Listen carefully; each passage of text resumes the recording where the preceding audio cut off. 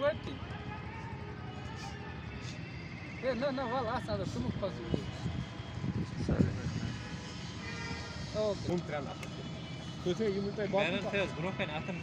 ना ना वही करूँ वही शॉर्ट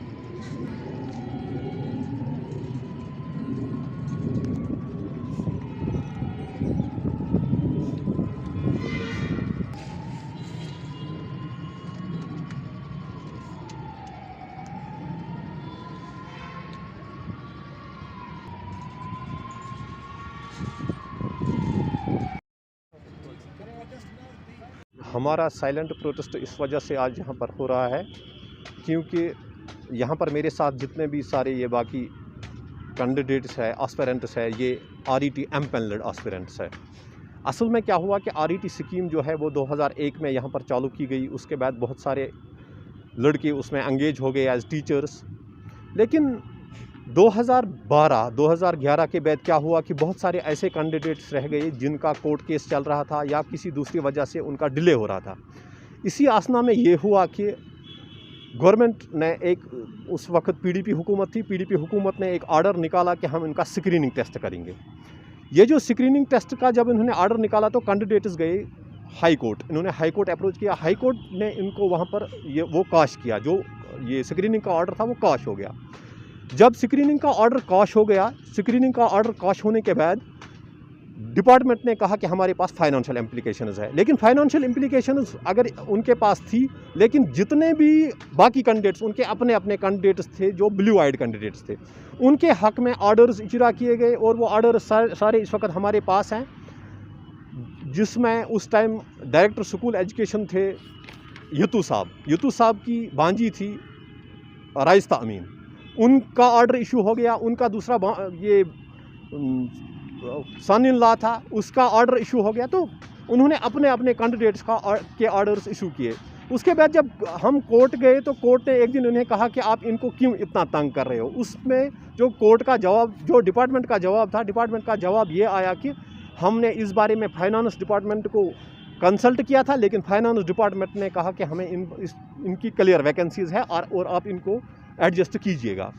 उसके बाद डिपार्टमेंट में तब भी हमारा नहीं माना। हम हाई कोर्ट गए, हमने हाई कोर्ट अप्रोच किया। उन्होंने 919 ऑर्डर निकाला 2018 में। जब 2018 में 919 ऑर्डर निकला, हम फिर कोर्ट गए। हमने कोर्ट में उसको चैलेंज किया। जब हम कोर्ट ने उस बारे में उन्हें लिखा कि इन पे वो ऑर्डर इम्प्लीमेंट नहीं हो जाएगा क्योंकि ये ऑलरेडी कैंडिडेट्स, इनकी ऑलरेडी सिलेक्शन हो गई है। उसके बाद हम गए, उसके बाद कैट जो आज यहाँ पर है ट्रिब्यूनल कोर्ट ने भी यही कहा कि इन पे 919 कोई असर नहीं करेगा।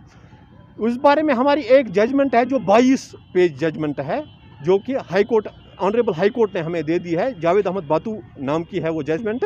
तो उसमें भी उन्होंने लिखा कि जो 919 ऑर्डर है वो इन पे कोई भी असर नहीं करेगा, जो ये कैंडिडेट्स हैं इन पे कोई असर नहीं करेगा। डिपार्टमेंट उठा और डिपार्टमेंट गई सुप्रीम कोर्ट में उसको चैलेंज करने के लिए, लेकिन सुप्रीम कोर्ट ने उनके उस क्लेम को डिसमिस किया। अगर हाई कोर्ट, अगर सुप्रीम कोर्ट, अगर कैट, ये जो एपेक्स बॉडीज़ होती है, अगर इनके पास तो इतना पावर होता है, ये कुछ भी कर सकते हैं और हर कोई इनके ऑर्डर्स का रेस्पेक्ट करता है, हम भी रेस्पेक्ट करते हैं, फॉलो करता है। लेकिन उनके ऑर्डर्स भी आजकल यहाँ पर उसको भी इम्प्लीमेंटेशन नहीं मिल रही है। मैं इस वक्त यहाँ पर रिक्वेस्ट करना चाहता हूँ chief justice of Jammu and Kashmir से। मैं chief justice of supreme court से रिक्वेस्ट करना चाहता हूँ। मैं इस वक्त के गवर्नर साहब को रिक्वेस्ट कर रहा हूँ कि अगर कोर्ट हमें दे रहा है हक, अगर हर कोई कोर्ट ये एक्सेप्ट कर रहा है कि दीज आर जेन्युइन कैंडिडेट्स, तो हमारे हक में ऑर्डर्स क्यों नहीं इजरा किए जा रहे हैं। जी, हमारा मसला है, हम आरटी इम्पेनल्ड कैंडिडेट से हमारा जमा होने का यही मसला है, क्योंकि हमारे ऑर्डर्स जो है वो पिछले कई सालों से इल्तवा में पड़े हुए हैं। हम मेरिटोरियस कैंडिडेट हैं अपने अपने इलाके से।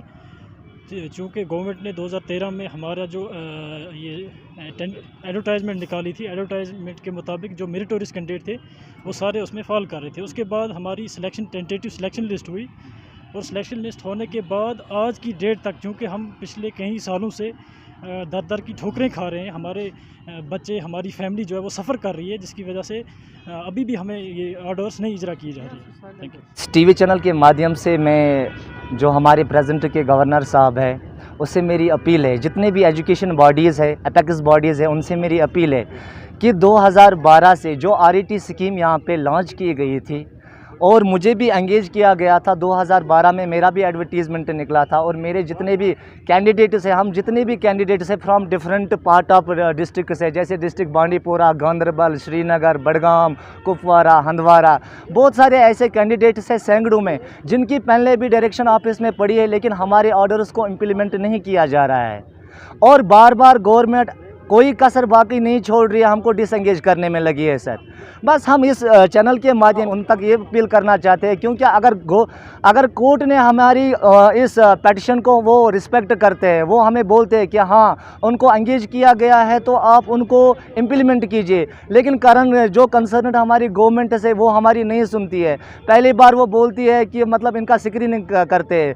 सर हमने फ़ी भी भराया, हमने DDs बनाई, डिमांड ड्राफ्ट्स बनाए हैं, हमने इतनी फाइनेंशियल क्राइसिस, मैं अपनी बात लेता हूं सर, या दूसरे कैंडिडेट्स हैं जो फार फ्लंग एरिया से आते हैं सर। बस हमारी अपील यही है, क्यों हमको बार बार कभी ये कहते हो ये करो, कभी वो कहते हो, हमारा टाइम ज़ाया कर रहे हो सर। पहले बोला स्क्रीनिंग, हमने कहा सर हाँ हम we are ready to go for the screening sir. तो उसके बाद बहुत सारे उन्होंने 919 ऑर्डर निकाला था गवर्नमेंट ने अपनी लेवल पे सर, 1919 का ऑर्डर। मतलब बस ये एक और कोशिश है हमको डिसएंगेज करने में, लेकिन हमने सुप्रीम कोर्ट अप्रोच किया, उसने भी हमारे फेवर में, हमारे हक में बात की कि इनको आप डिसएंगेज कभी कर ही नहीं सकते, क्योंकि ये ऑलरेडी वो कैंडिडेट्स है जो 2012 से लड़ रहे हैं, जो 10 साल से लड़ रहे हैं, और ये हक इनका बनता है, कोर्ट ने हमें दिया है। अब इस टीवी चैनल के माध्यम से हम गवर्नर साहब से अपील करना चाहते हैं कि हम डिग्री होल्डर्स जाएंगे कब? अब हम कहाँ जाएंगे? इस उम्र में कहाँ जाएंगे? हमारी आपसे विनती है, हमारी आपसे अपील है कि आप हमारा सुनिए, हमारे हक को आप हमारे हक तक पहुँचाइए, वो आपकी है नवाज़ी।